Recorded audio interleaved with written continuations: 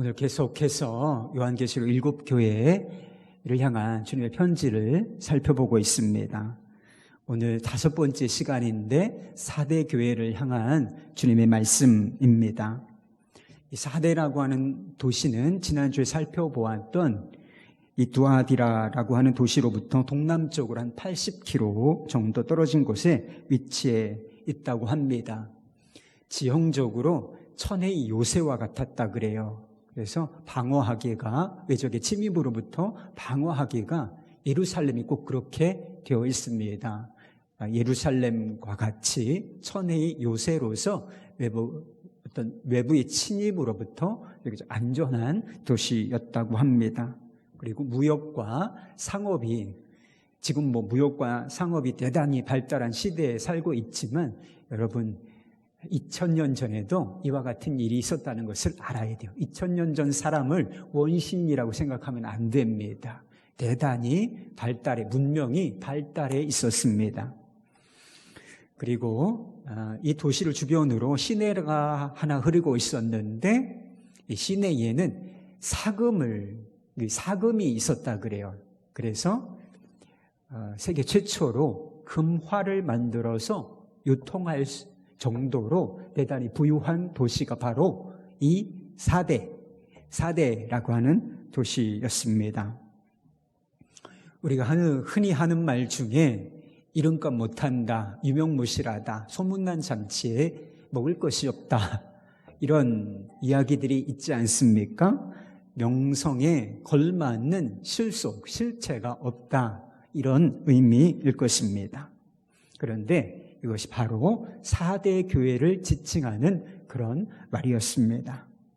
1절 말씀 보실까요? 4대 교회의 사자에게 편지하라. 하나님의 7영과 7별을 가지신 이가 이르시되 내가 내 행위를 아노니 내가 살았다 하는 이름은 가졌으나 죽은 자로다. 이 4대 교회, 지금도 우리 주변에 꽤 알려진 교회가 있습니다. 제가 얼마 전까지 몸담았던 교회도 꽤 알려진 교회였어요. 위성 목사님은 전 세계 어디를 가도 우리 한국 사람들 있잖아요. 다 알아봅니다. 유튜브를 통해서. 그래서 이분이 어떻게 제대로 어디 가서 쉴 수가 없어. 다 알아봐가지고 위성 목사님이시네요. 막 이러셔가지고 이렇게 그게 유명세죠. 유명세를 치르고 계시다는 이야기를 들었습니다. 그래서 무슨 교회 하면 우리 한국 교회도 꽤 알려진 교회들이 있습니다. 그런 것처럼 이 4대 교회가 초대 교회 중에서 이 지역사회에서 대단히 알려져 있는 그런 교회였던 것 같습니다. 양쪽으로 대단히 부흥하고 성장하는 그런 교회였을 수도 있고, 교회 내외적으로 대단히 활발한 활동을 통해서 이런 존재감을 드러내는 그런 교회였을 수도 있었을 것입니다. 4대 교회는 안전하고 평화로운 교회였습니다. 지형이 천혜의 요새와 같다라고, 그래서 비교적 외세의 침입으로부터 안전한 지역이라고 말씀을 드리지 않았습니까?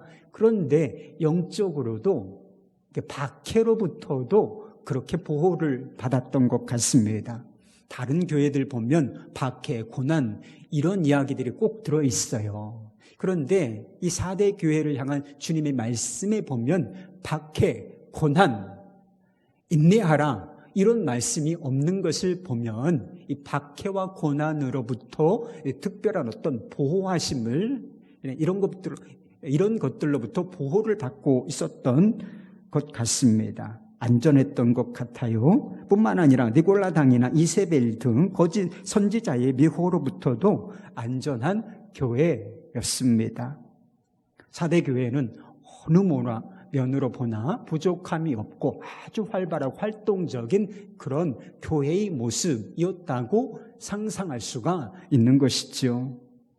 그런데요, 문제는 무엇이냐? 사람들에게는 알려졌다. 사람들에게는 명성이 있는, 이름만 대면 아는 살아있는 교회였던 것이죠. 그런데 문제는 우리 주님은 그렇게 평가하지를 않으셨다라고 하는 것입니다. 사람들이 보기에 이 교회는 분명히 살아있는 교회였어요. 굉장히 활동적인 교회였고 명성 있는 교회였습니다. 그러나 주님께서는 이 교회를 향해서 죽었다, 살았다 하는 이름은 가졌으나 너희 실상은 죽은 것이다, 이렇게 사망 선고를 내리셨다라고 하는 것입니다.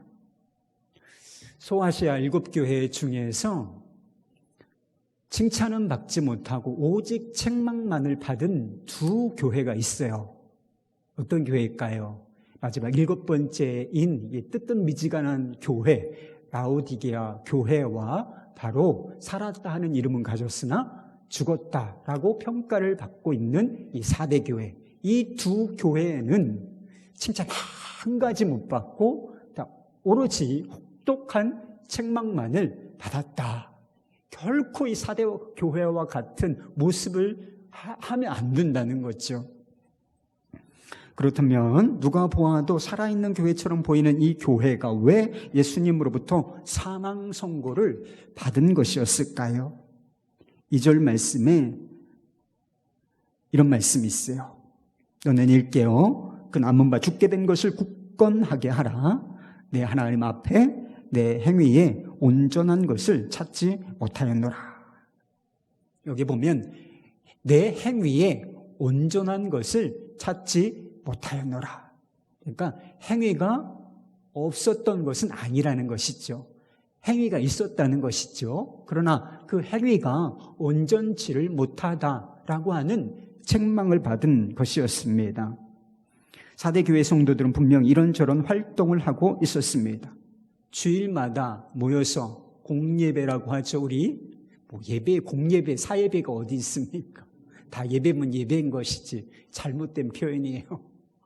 근데 이렇게 공식적으로 모이는 예배 가운데서 수많은 사람들이 와서 예배를 드리는 그런 상황 가운데 있었을 것입니다.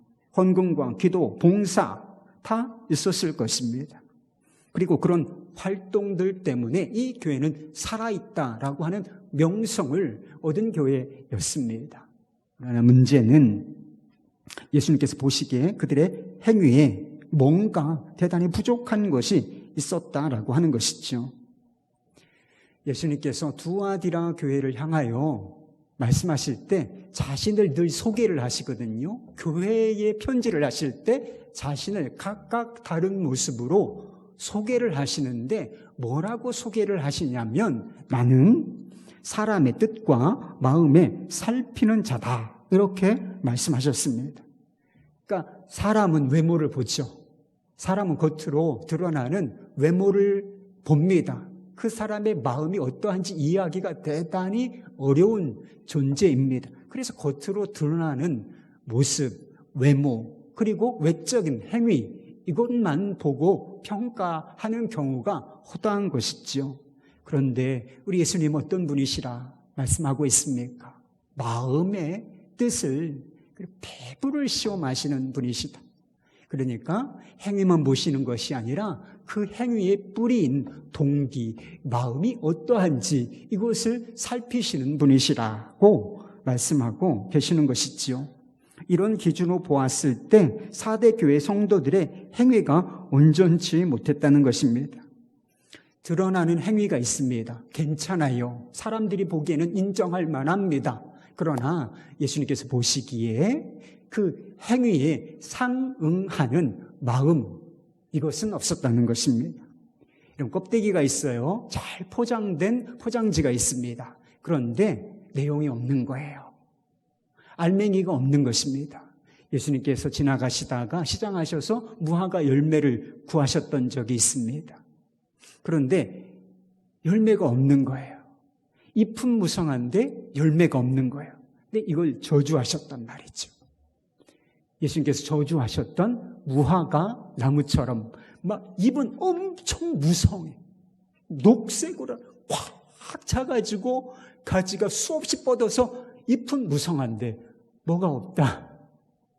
결정적으로 열매가 없는 그런 상태에 있었다라고 하는 것이죠. 한마디로 4대 교회 성도들은 아주 형식적이고 습관적이고 기계적인 그런 신앙생활을 하고 있었다라고 하는 것입니다. 여러분, 신앙생활의 본질이 뭐예요? 저는 여러분들 신앙생활 어찌하고 있는지 감은 잡아요. 이분이 신앙생활을 어떤 태도로 어떤 마음으로 하고 있는지 감이 옵니다. 그런데 100% 정확한 건 아니에요. 제가 그분 마음속에 들어가 본 것은 아니기 때문에 그냥 100% 정확하다라고 목회적인 경험이 있기 때문에 어느 정도 신앙생활을 어떤 마음으로 하시겠구나 이런 정도로 예측할 뿐인 것이죠. 그런데 여러분, 신앙생활의 본질이 무엇입니까? 그 본질이 뭐죠? 핵심이 뭐죠? 드러나는 것으로 평가할 수 없는 영역이 있어요. 신앙생활 본질은 하나님과의 관계인 것입니다. 하나님과 살아있는 관계를 맺고 교제함으로써 하나님을 더 깊이 알아가는 것. 여러분, 이것이 신앙생활의 핵심인 줄로 아십니까? 여러분, 여기다가 신앙생활에 초점을 맞추고 신앙생활하고 계세요?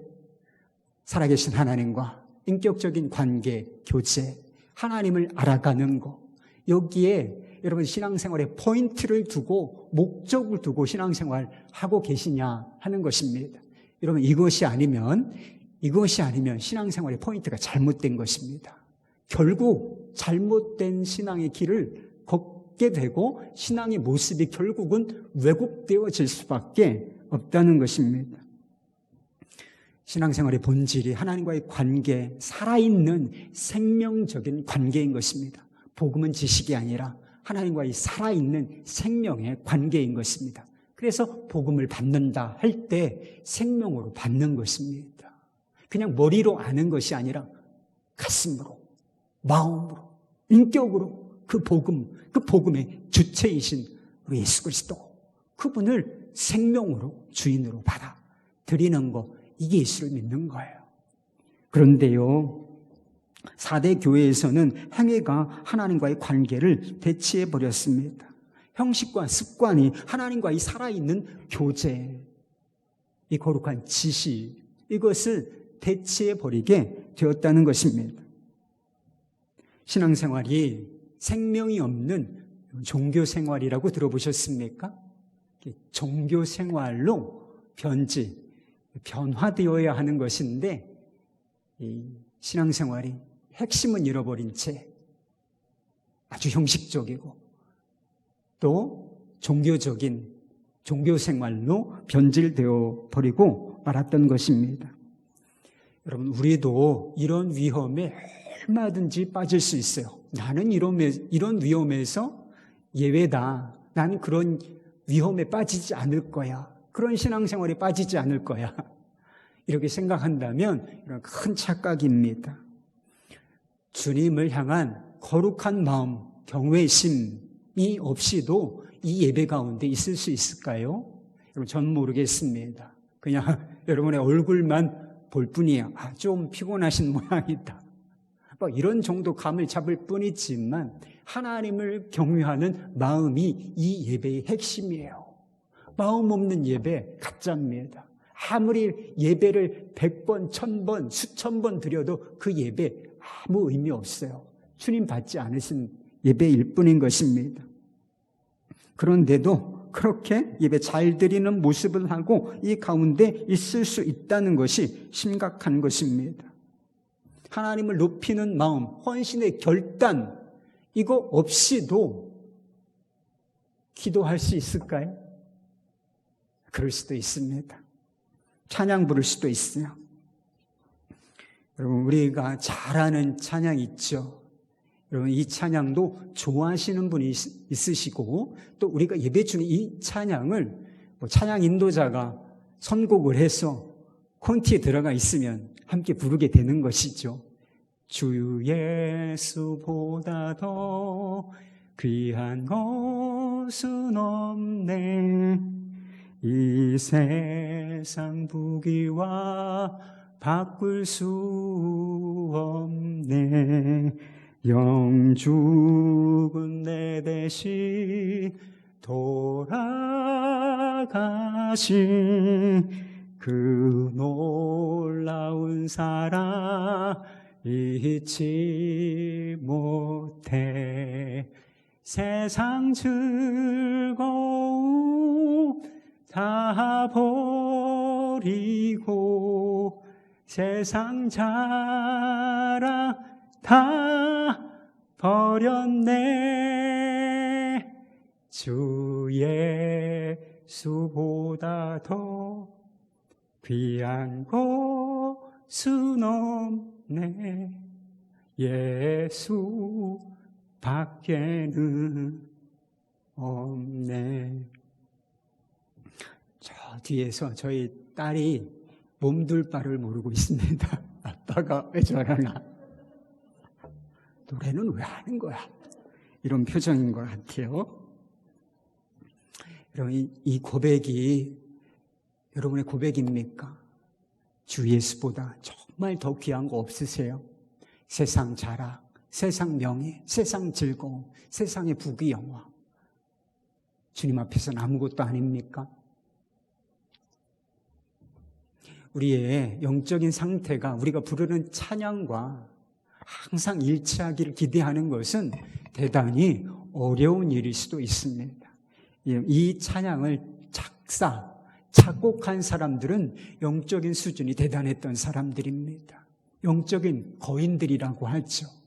아주 부흥의 시대에 정말 놀라운 영적인 단계에 있었던 사람들이 지은 찬송이기 때문에 찬송의 수준이 되게 높습니다. 그런데 이분들이 작사한 이 찬양의 수준과 우리의 영적 상태가 늘 일치하리라 기대하기는 조금 어려울 수도 있죠.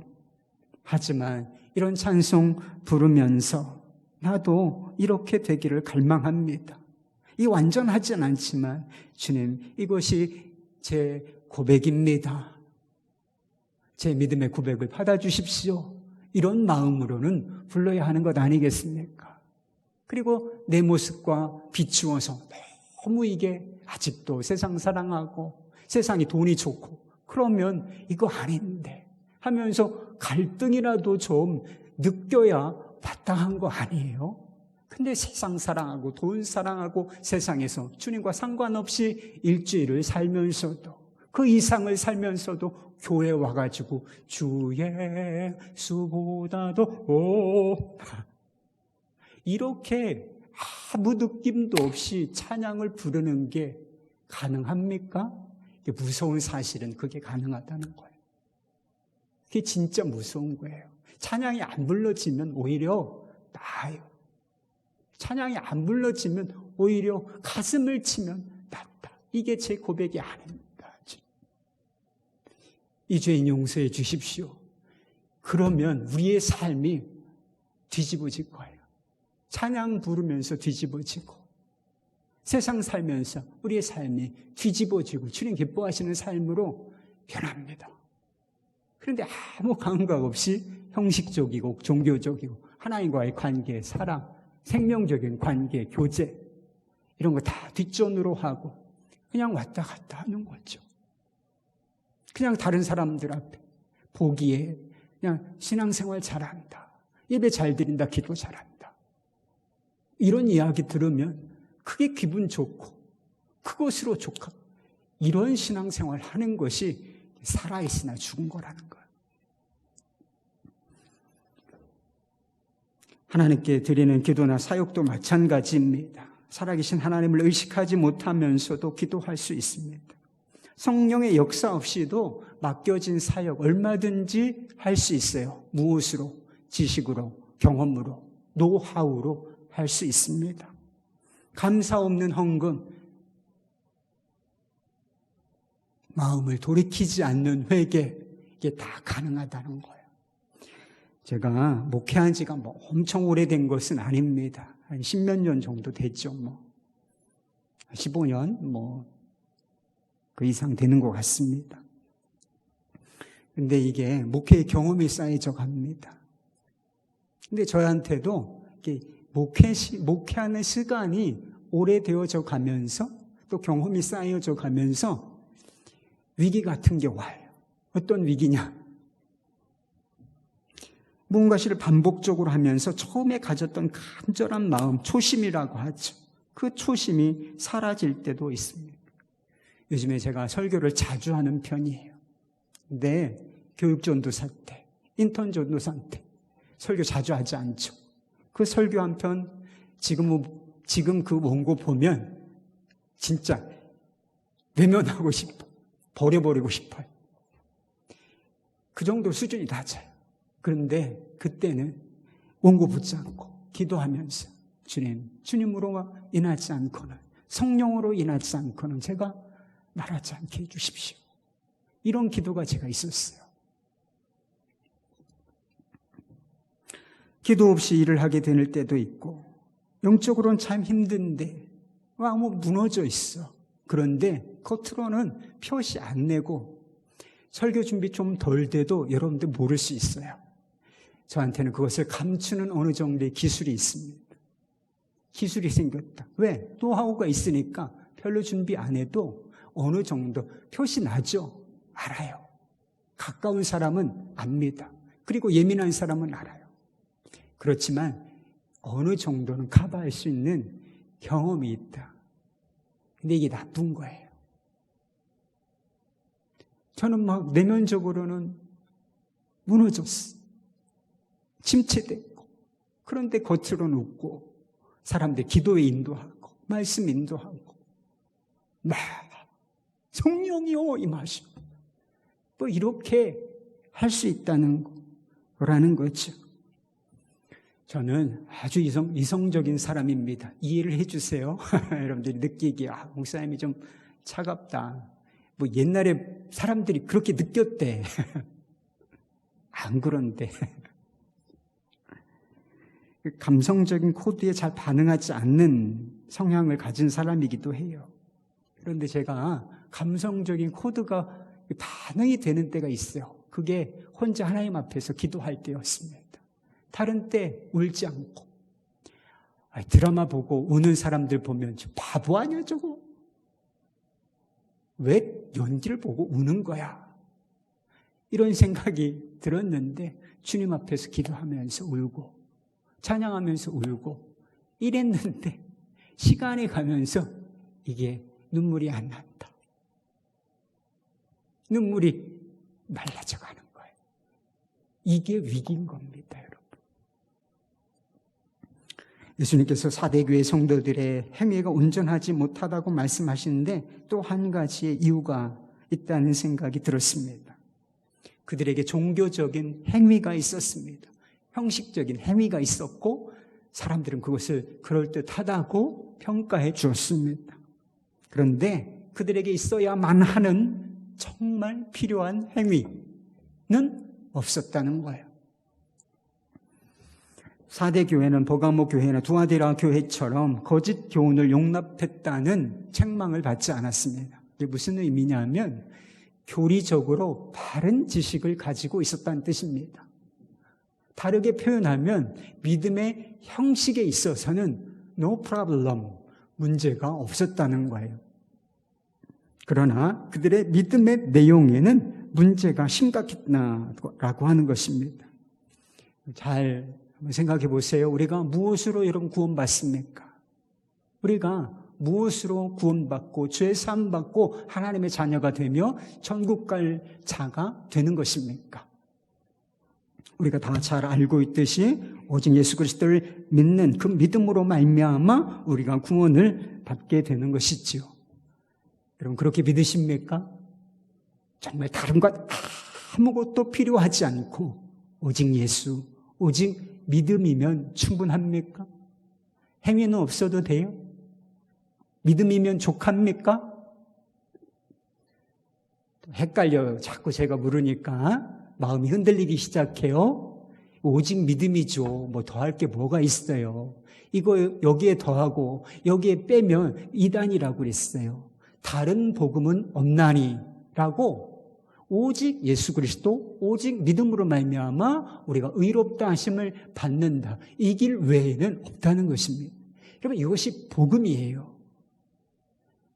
우리가 아무것도 할 수 없는 자이고 아무것도 더 할 필요가 없어졌어요. 왜냐하면 예수님께서 이 땅에 오셔서 우리가 해야 할 일, 우리가 당해야 하는 모든 것, 예수님께서 다 하시고 다 당하셨습니다. 예수님께서 구원에 필요한 모든 것을 자신의 삶과 죽음으로 다 완성해 내셨다는 것입니다. 여기에 더할 게 있습니까? 예수님이 하신 일에 보탤 게 있어요? 예수님이 하신 일에 모자라는 게 있습니까? 없어요. 예수님께서 하신 일이 완벽한 것입니다. 그래서 예수님 한 분이면 충분한 거예요. 그런데 예수님 한 분이면 충분한데, 그분이 하신 일이 충분한데, 이것을 선물이죠. 이 선물을 받는 것, 그게 믿음이에요. 겸손하게 예수님께서 완성하신 이 구원을, 아멘. 주님 감사합니다. 이것으로 받는 거, 이게 믿음인 거예요. 그러니까 믿음으로 충분하다라고 하는 것은 이 코어로 예수님으로 충분하다는 거예요.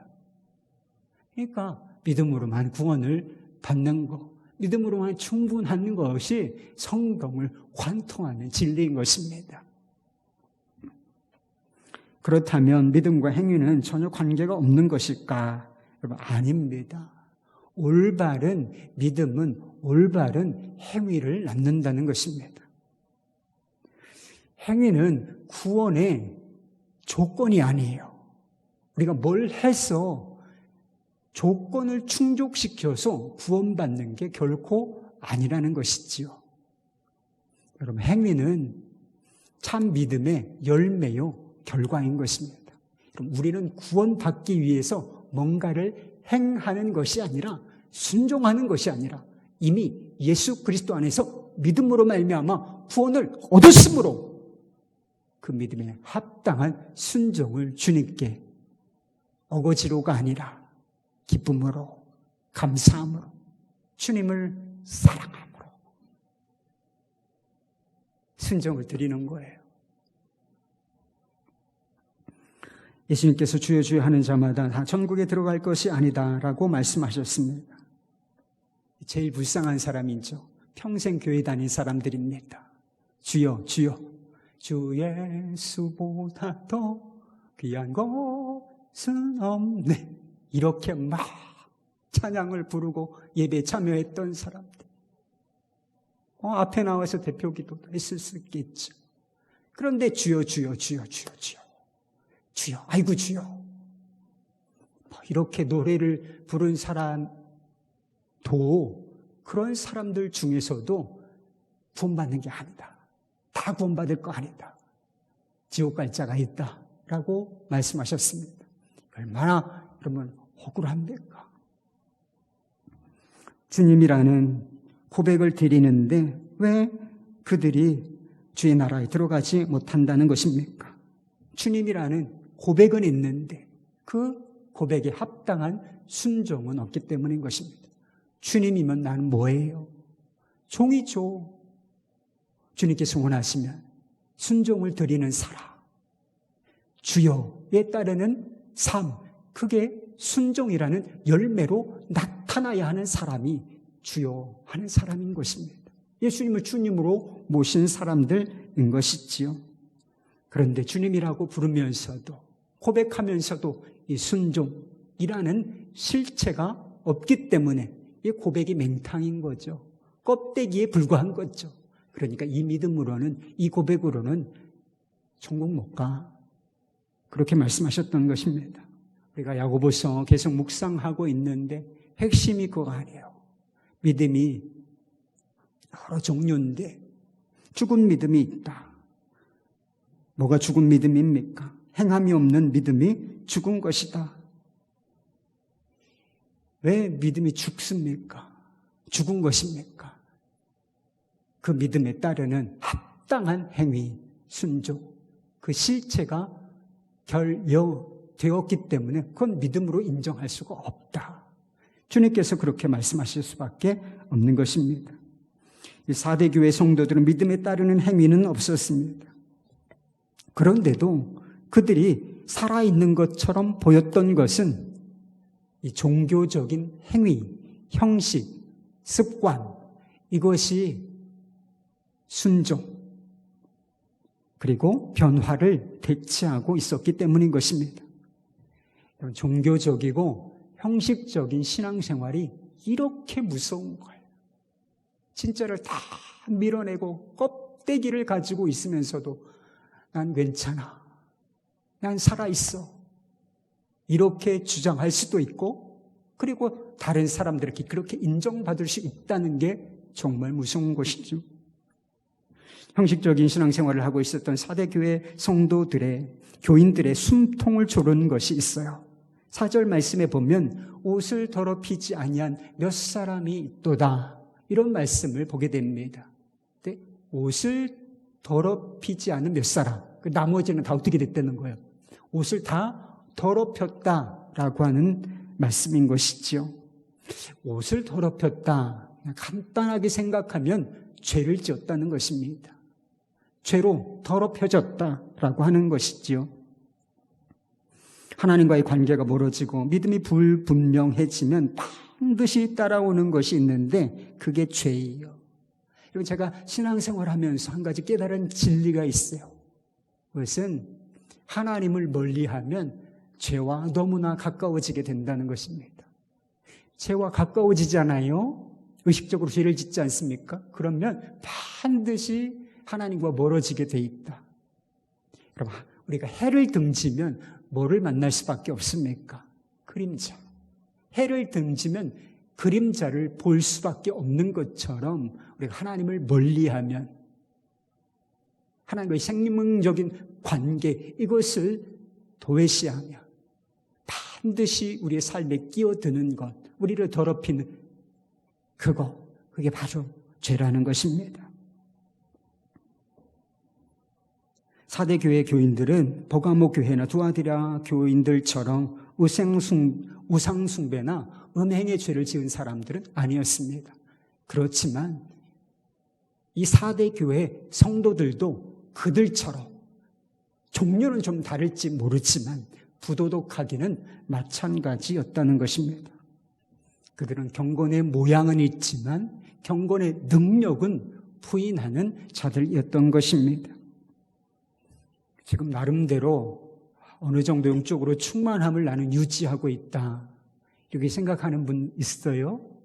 그런데요, 죄짓고 또 회개하지 않고, 죄짓고 무감각하게 지내고, 이런 게 몇 번만 반복되면 영적인 충만함, 그 능력 다 빼앗기고 만다는 것이죠.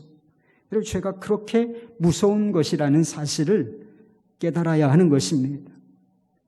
예수님께서는 사대교회의 영적인 상태를 진단하시고 처방도 내려주셨습니다. 그러니까 예수님께서는 진단만 해주신 것이 아니라 그들이 살 길도 제시해 주셨다는 거예요. 그게 2절과 3절 말씀 가운데 나옵니다. 너는 일깨어 그 남은 바 죽게 된 것을 굳건하게 하라. 내 하나님 앞에 내 행위에 온전한 것을 찾지 못하였노니 그러므로 내가 어떻게 받았으며 어떻게 들었는지 생각하고 지켜 회개하라. 만일 일깨지 아니하면 내가 도둑같이 이르리니 어느 때에 내가 이르는지 내가 알지 못하리라. 여기에 보면 일깨다라고 하는 단어가 나와요. 영어로는 뭐죠? Wake up. 일어나라. 깨어 일어나라. 여기에 감정이 안 들어있어요. 톤을 우리가 예측하기가 어렵습니다. 그런데 누군가를 깨우는데, 깨어나라 그러는데 일깨라, 일깨라, 깨어나지 않으면 이들 큰일 난다, 이런 사람 있겠어요? 주님의 마음은 그거 아니었을 거예요. 깨어나라, Wake up. 기상나팔 불듯이 하면서 뭔가 큰일 난 것처럼 Wake up. 일어나라, 깨어나라, 이렇게 말씀하신 거 아니겠습니까? 사대교회가 죽었다는 평가를 받았지만 완전히 죽은 것은 아니었다는 뜻이에요. 거의 죽은 것처럼 잠을 자고 있었다는 뜻입니다. 이것을 이름하여 사망의 잠. 누가 업어가도 모른다, 이렇게 잠에 취한 사람들이 있지 않습니까? 옆에서 시끄럽게 떠드는데도 그걸 못 듣고 그냥 깊은 잠에 빠진 거예요. 누가 와서 팔로 툭툭 건드리는데도 그것도 모르고 그냥 죽은 것처럼 자고 있는 것이죠. 그게 4대 교회 교인들의 상황이었다는 것입니다. 이렇게 사망의 잠을 자고 있는 사람들에게 wake up, 일어나라, 영적인 각성을 촉구하시는 것입니다. 제가 예전에 김익두 목사님의 손자들에 관한 이야기를 들은 적이 있어요. 김익두 목사님이라는 이름을 들어보신 적이 있죠.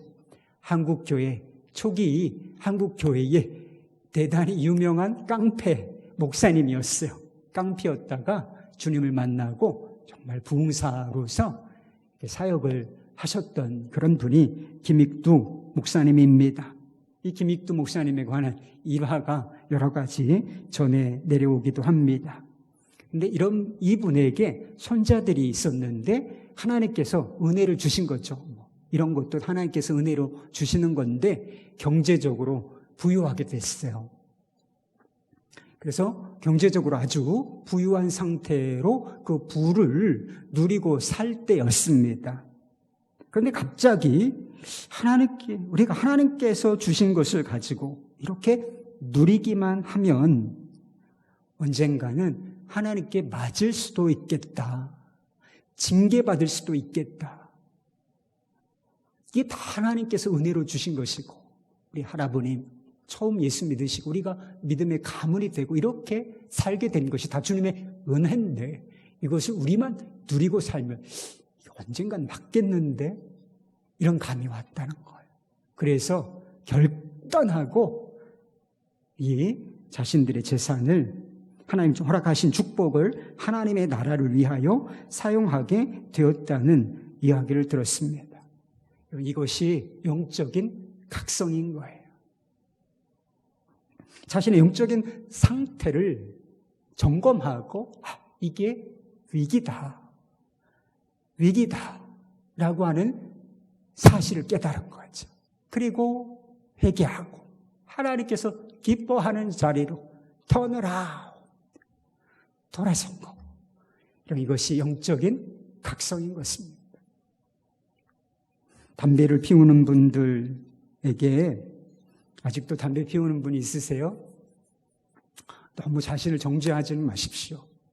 정죄한다고 끊어지는 건 아닙니다. 담배 피우시는 분들 중에 담배를 끊기가 그렇게 힘들다고 하죠. 저는 안 피워봐서 몰라요. 그래서 담배 끊는 사람들하고는 세간에 상종도 하지 말아라. 그렇게 독종이라는 거예요. 담배의 중독성이 그렇게 강하다는 것입니다. 그런데 그렇게 끊기 어려운 담배가 끊어질 수 있을까요? 끊어질 수 있습니다. 성령의 역사가 아니고도 끊어질 수 있다. 건강검진하는데 뭔가 문제가 발생했어. 특별히 배 쪽, 호흡기 쪽이겠죠. 담배 앞으로 계속 피우시다간 이렇게 담배 피우시다간 죽습니다. 의사로부터 이런 말 들으면 끊기 어려운 거 없다, 여러분. 끊기 어려운 거 없어요. 살고 싶은 마음이 있는 사람은 끊어요. 저희 아버님이 담배를 20대 초반부터 몇십 년을 폈어요. 몇십 년을. 하루에 2갑씩. 이게 끊어지겠습니까, 여러분? 근데 끊으셨어요. 폐가 안 좋아가지고. 의사가 담배 피시면 안 됩니다. 아들도 담배 피지 말라고 했죠. 그런데 의사 말을 들으시더라고. 조금 어려운 과정을 겪긴 하셨지만 결국은 끊어졌다. 의사가 더 이상 담배 피면 죽습니다. 이런 진단을 내려주니까 그렇게 안 끊어지던 것도 끊어지는 거예요. 살려니까 살아야겠다라고 하는 마음을 가지니까 그 어려운 담배도 끊어버리는 것입니다. 4대 교회에 내려진 진단이 바로 그거예요. 이렇게 더 이상 가면 또 뒷걸음질 한두 번만 치면 너 끝장이다. 지금은 죽은 것처럼 보이지만 이제 진짜 죽어.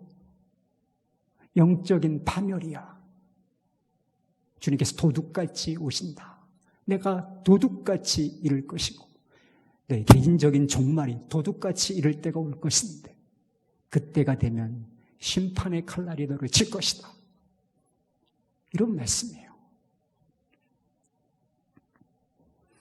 여러분도 신앙생활 한 번쯤 점검해 보셨습니까? 이대로 가도 괜찮을지, 지금 이대로 신앙생활 해도, 지금 이대로 예배를 드려도 괜찮을지, 지금 이 마음으로 예배 드려도 괜찮겠습니까?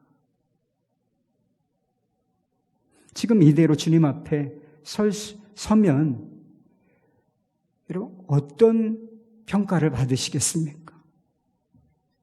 불꽃 같은 눈으로 우리를 살피시는 주님 앞에 설 자신이 없다면 바로 지금이 회개할 때예요.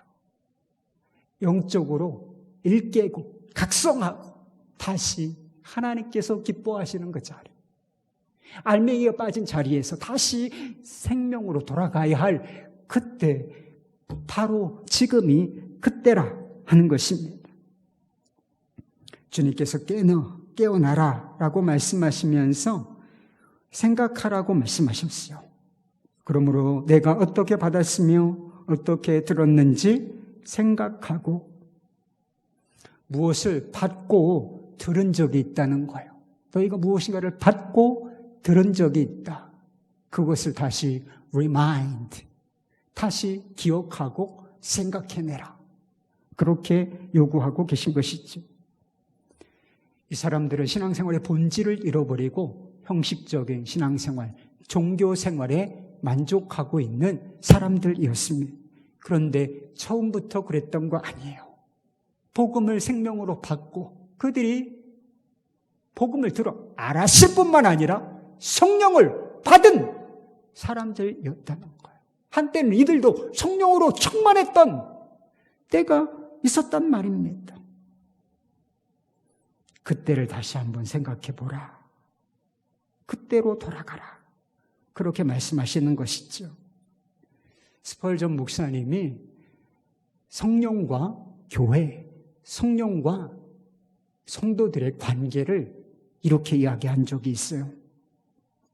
성령이 함께 하시지 않는 조직체는 동력이 끊어진 방앗간과 같다.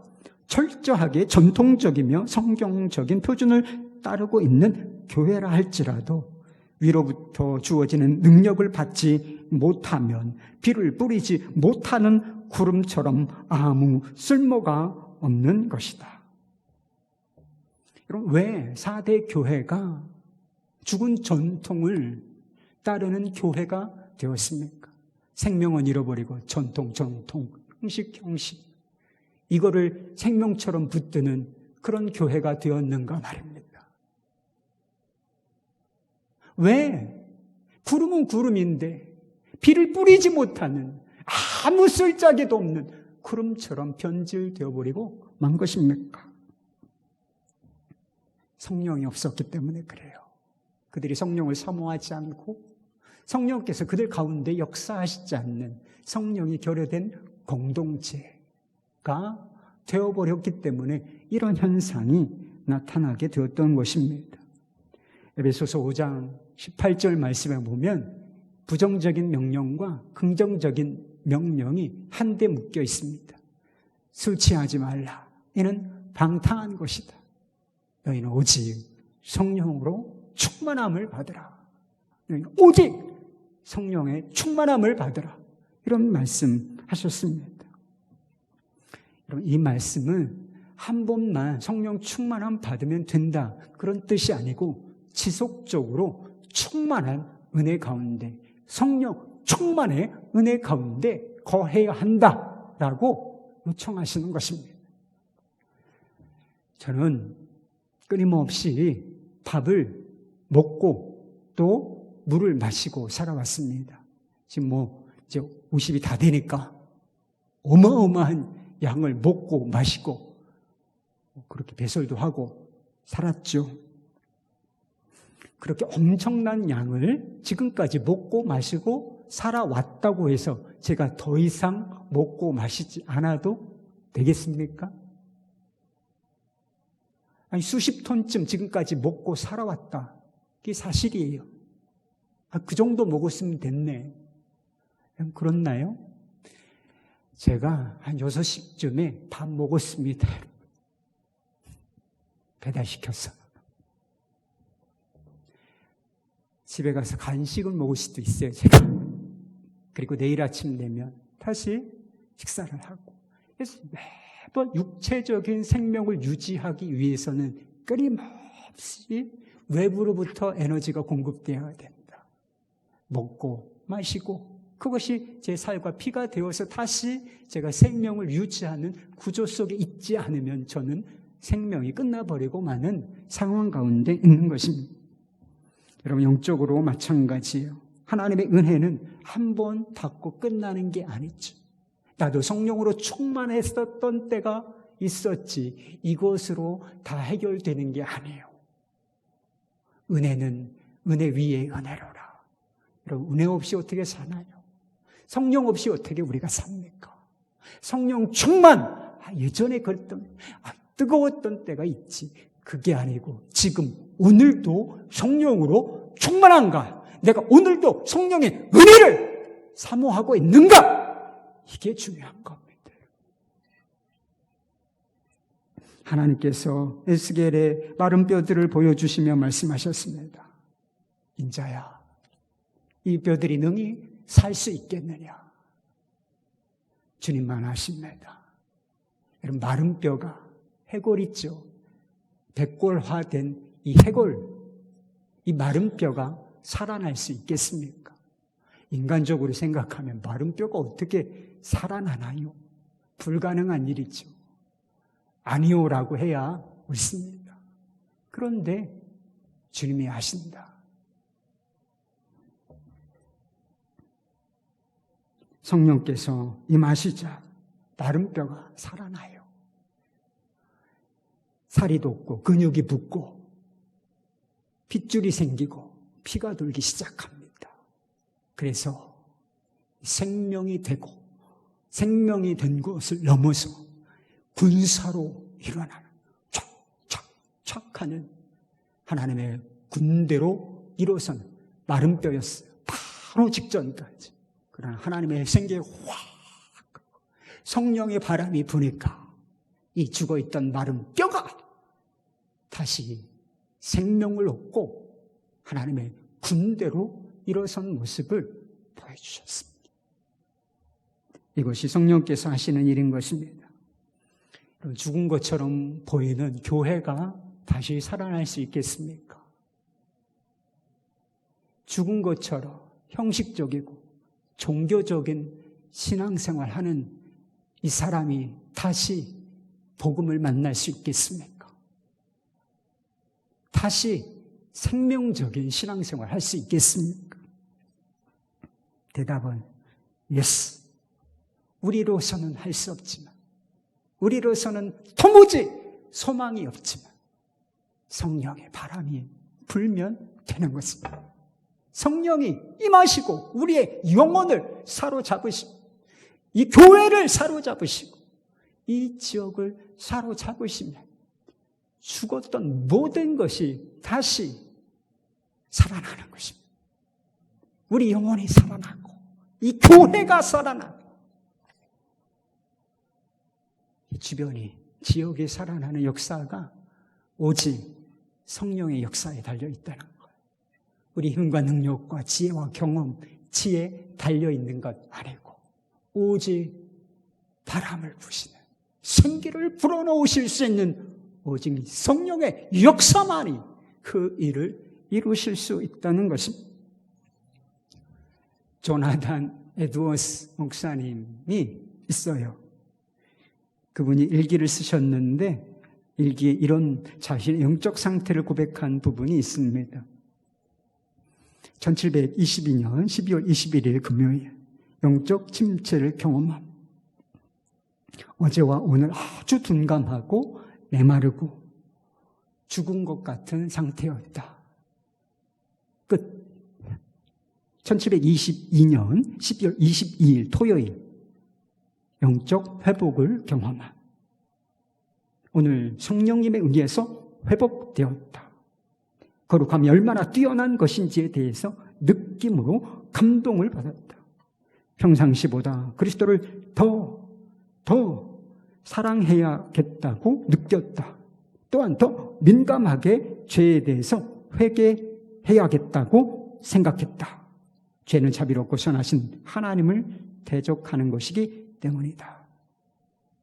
이 글을 보면 이 조나단 에드워즈 목사님이 성령님에 대해서 얼마나 민감한 분이었는지 알 수 있을 것 같습니다. 얼마나 성령의 임재를 사모하는 분이었는지 알 수 있을 것 같습니다. 성령께서 정말 그의 바람과 갈망대로 이 영혼을 딱 하고 사로잡자! 거룩함에 대한 갈망이 일어났다는 거예요. 그리스도에 대한 더 깊은 사랑에 대한 갈망. 내가 더 이미 주님을 사랑하고 있는 사람이에요. 그러나 주님을 더 깊이 사랑하고자 하는 그 갈망이 마음속에서 샘솟았다는 것이죠. 그리고 죄에 대해서 민감한 마음을 갖게 됐다. 죄가 얼마나 무서운 것인지, 하나님을 대적하는 것인지 깨닫게 되고 회개에 대한 민감성이 생겼다는 것이지요. 여러분, 이런 영혼이 살아있는 것 아니겠습니까?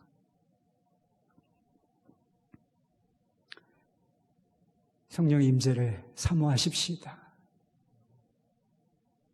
성령님 오시옵소서. 제 영혼을 탁 하고 사로잡으시고 저를 굴복시켜 주십시오. 이런 갈망이 있는 사람, 왜 그렇게 안 해주시겠어요? 다 괜찮네, 난 괜찮아, 이렇게 괜찮은 척하지 말고, 저는 주님 아니면 마른 뼈예요. 주님, 마른 뼈입니다. 소망이 없습니다. 제 영혼에 임하시옵소서. 제 영혼을 사로잡으시옵소서. 이 갈망, 나는 나를 간절히 찾는 자가 나를 만날 것이다, 그렇게 말씀하셨는데 왜 성령을 주시지 않겠는가 말입니다. 죽은 것 같은 사람들에게 성령께서 희망이셨습니다. 그런데 하나님께서도 희망을 가진 사람들이 있었어요. 4절 말씀입니다. 그러나 4대에 그 옷을 더럽히지 아니한 자 몇 명이 내게 있어 흰 옷을 입고 나와 함께 다니리니 그들은 합당한 연고니라. 4대 교회 대부분의 성도들은 생명 없는 신앙생활을 하고 있었습니다. 그러나 다 그런 것 아니었습니다. 옷을 더럽히지 아니한 몇 명이 있었다고 했습니다. 단지 몇 명, a few men, 몇 사람에 불과했지만 그들은 주님의 자존심이었고 주님의 희망, 4대 교회를 향한 주님의 희망이었다라고 하는 것입니다. 욥기에 보면 하나님과 사탄이 대화하는 장면이 나옵니다. 하나님께서 사탄에게 이렇게 말씀하셨어요. 욥기 2장 8절 말씀인데 내가 내 종 욥을 주의하여 보았느냐. 그와 같이 온전하고 정직하여 하나님을 경외하며 악에서 떠난 자는 세상에 없느니라. 당시에 인구가 얼마나 되었는지 모르겠지만 그래도 상당한 인구가 있었겠지 않겠습니까? 그런데 하나님의 시선을 끄는 한 사람이 있었다. 수없이 많은 사람들이 있지만 여기도 수없이 많은 사람은 아니에요. 어느 정도의 사람이 있었지만 하나님의 시선을 끄는 사람이 따로 있다는 사실을 알아야 돼요. 그 당시에 수없이 많은 사람들이 있었지만 하나님의 시선을 유독 끄는 사람, 그 한 사람이 바로 욥이었다는 거예요. 하나님을 경외하고 악에서 떠난 한 사람, 그 욥을 주목하셨다는 것입니다. 세상 사람 다 나를 거역하고 나를 떠난다 할지라도 이 욥, 내 중 이 욥은 그렇지 않다. 그는 나를 경외한다. 그리고 어떤 상황을 만나도 그는 나를 경외할 것이다. 사단에게 자랑하셨다. 욥은 하나님을 믿었습니다. 너 하나님을 믿으시지요? 그런데 특이한 점 한 가지가 있어요. 욥은 하나님을 믿었지만 하나님도 욥을 믿으셨다. 이해되십니까? 신뢰를 드린 사람이라는 것. 사람들 숫자를 중요하게 생각해요. 저도 저희 교회가 엄청 빨리 그냥 드러났으면 좋겠어요.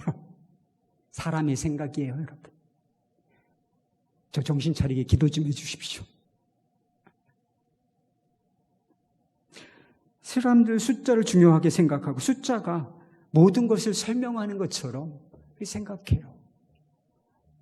소득이 우리를 대변한다고 생각하지 않습니까, 여러분? 그게 아니에요. 4대 교회에는 옷을 더럽히지 않은 성도 단지 몇 명만 있었습니다. 그들이 뭐라고? 그들이 무엇을 할 수 있었겠습니까? 그런데요, 한번 바꿔서 생각해 보십시다. 소돔과 고모라가 왜 망했습니까? 왜 하나님의 자비하심, 긍휼하심을 그들이 얻지 못하고 결국 유황불의 심판을 받아야 했나요? 의인 단 10명. 의인 단 10명이 없었기 때문에. 의인 단 10명만 있어도 도시 하나를 살려낼 수 있다는 것입니다. 이게 하나님의 법칙이에요. 요즘 한국 교회를 바라보면서 희망이 없다는 이야기를 하는 사람들이 있어요. 저도 여기에 동의합니다, 여러분. 하나님이 안 계시다면 교회를 유지하는 것이 그냥 우리 손에 달린 거라면 한국 교회는 끝났어요, 여러분. 호시절 다 끝났고 이제 하얀길, 내리막길만 가다가 어디서 팍 하고 깨져버릴지 몰라요. 이게 여러분 부정적이지만 현실입니다. 이게 현실이다. 그런데 여러분, 우리에게 여전히 소망이 있습니까? 우리에게 여전히 소망이 있어요? Yes. 우리에겐 소망이 없지만 모든 것을 하실 수 있는 하나님이 살아계시니 여전히 소망이 있는 것입니다. 뿐만 아니라 자기 옷을 더럽히지 아니한 이 창조적인 소수, 거룩한 소수가 있느나 한국 교회는 여전히 희망이 있다. 여러분, 이것이 진실인 것을 믿으실 수 있기를 바랍니다.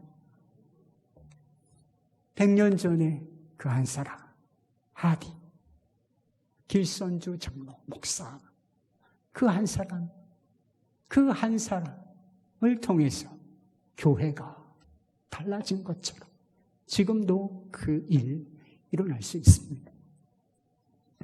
하나님께서는 지금도 창조적인 이 소수를 찾고 계세요. 모든 사람이 다 세상을 사랑한다 하여도 오직 하나님만 사랑하는 그 한 사람을 찾고 계십니다. 성령의 손에 딱 붙잡혀서 그 앞에 무릎을 꿇고 주님께 순종을 기쁘게 드릴 그 한 사람을 찾고 계십니다. 세상에 다 자기 옷을 더럽힌다 할지라도 자기 옷을 더럽히지 아니한 그 몇 사람, 그 거룩하게 자신을 구별한 몇 사람, 그를 찾고 계신 것입니다. 사랑하는 여러분, 우리 주님의 자존심이 좀 되시면 안 되겠습니까?